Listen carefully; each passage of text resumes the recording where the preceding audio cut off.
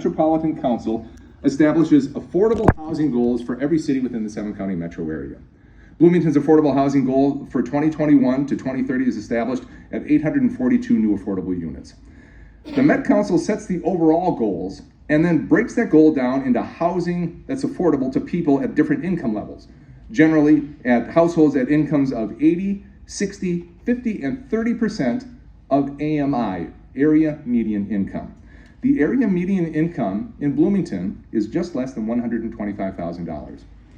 So you've heard me say before that it's better, I think, more useful to talk about this in terms of housing that people can afford.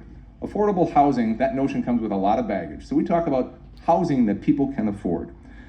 Households at the 60 or 80% level of area median income, those are households making between $75,000 and $95,000 a year, who we know it's difficult for them to own or to rent an apartment in Bloomington. We are working to make housing that people who work in Bloomington can afford and live in Bloomington. These are our teachers. These are the folks working in our high-tech industries. These are our first-year firefighters. These are people in our hospitality industry.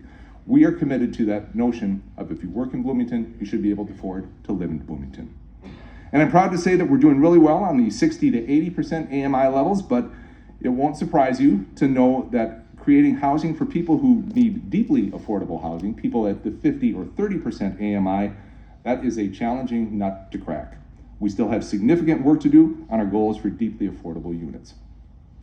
And speaking of tough nuts to crack, affordable home ownership is even a tougher nut to take on. We know that owning a home is one of the keys to generational wealth, especially among our communities of color. So we were very excited last December when the Bloomington Housing and Redevelopment Authority was awarded nearly $3.2 million to build 27 new single-family homes.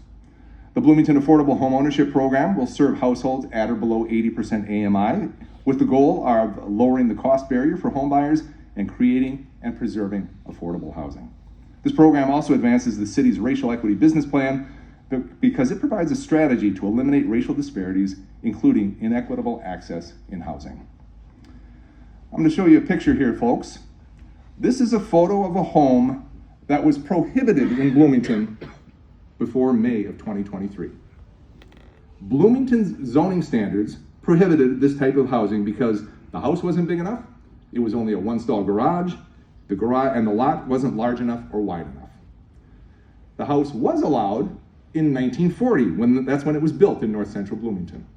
And I am happy to report that housing like this is again allowed in Bloomington. The City Council made major changes to residential zoning provisions to stimulate more housing production, promote home ownership, and lower housing costs.